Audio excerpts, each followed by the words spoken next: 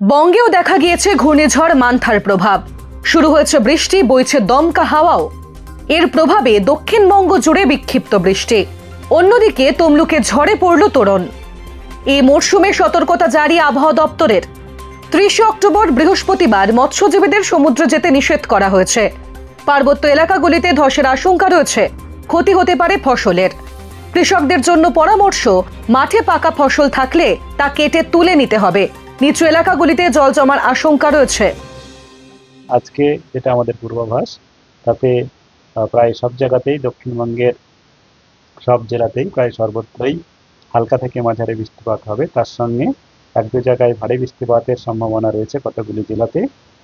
এই জেলাগুলি মূলত বেশি সম্ভাবনা হচ্ছে উত্তর 24 পরগনা, দক্ষিণ 24 পরগনা এবং পূর্ব পশ্চিম মেদিনীপুর, ঝাড়গ্রাম, হুগলি, হাওড়া। আর বাকি সব জেলাতেই বজ্রবিদ্যুৎ সহ হালকা থেকে মাঝারি বৃষ্টিপাত প্রায় সর্বত্রই থাকবে।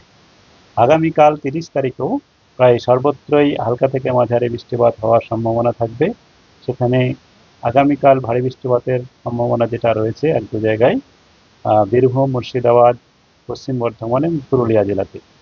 31 তারিখে বৃষ্টিপাত কিছুটা কমবে, মূলত আমাদের দক্ষিণবঙ্গের দক্ষিণাংশের জেলাগুলোতে, কিন্তু উত্তরাংশের জেলাগুলোতে বৃষ্টিপাত থাকবে। সে সঙ্গে বীরভূম, মুর্শিদাবাদ জেলাতে এক দু জায়গায় ভারী বৃষ্টিপাতের সম্ভাবনা রয়েছে। 1 তারিখে বৃষ্টিপাত আরও কমে যাবে, সেখানে বিক্ষিপ্তভাবে বৃষ্টিপাত হবে। তবে পূর্বাংশের জেলাগুলো যেমন নদিয়া, মুর্শিদাবাদ, উত্তর 24 পরগনা, দক্ষিণ চব্বিশ এসব জেলাতে বজ্রবিদ্যুৎ সহ হালকা থেকে মাঝারি বৃষ্টিপাতের সম্ভাবনা থাকবে। 2 তারিখে বৃষ্টিপাত একেবারেই কমে যাবে। মূলত আমাদের শুষ্ক আবহাওয়া থাকবে বেশিরভাগ স্থানেই। এক দু জায়গায় হালকা বৃষ্টিপাত হয়ে যেতে পারে, যেটা ক্লাউডিনেস থাকবে তার জন্য। উত্তরবঙ্গে ভারী থেকে অতি ভারী বৃষ্টি হওয়ার সম্ভাবনা রয়েছে। 31 অক্টোবর শুক্রবার উত্তরবঙ্গের দার্জিলিং, কালিম্পং, আলিপুরদুয়ার, কোচবিহার, জলপাইগুড়ি জেলাতে অতি ভারী বৃষ্টির সম্ভাবনা রয়েছে, জানিয়েছে হাওয়া অফিস। আগামীকাল 30 তারিখ বৃষ্টিপাত পরিমাণ বাড়বে, 31 তারিখে আরও বাড়বে। 30 তারিখে যেটা হবে সেটা আপনার সব জায়গায় এটাই প্রায় বৃষ্টিপাত হবে। সেখানে মালদা, উত্তর দক্ষিণ দিনাজপুর, দার্জিলিং, জলপাইগুড়ি এবং কালিম্পং, এইসব জেলাগুলির মধ্যে এক দু জায়গায় করে ভারী বৃষ্টিপাতের সম্ভাবনা রয়েছে। 31 তারিখে আমাদের উত্তরের 5টা জেলাতে বৃষ্টিপাত বাড়বে। সেখানে ভারী থেকে অতি ভারী বৃষ্টিপাতের সতর্কতা দেওয়া হয়েছে।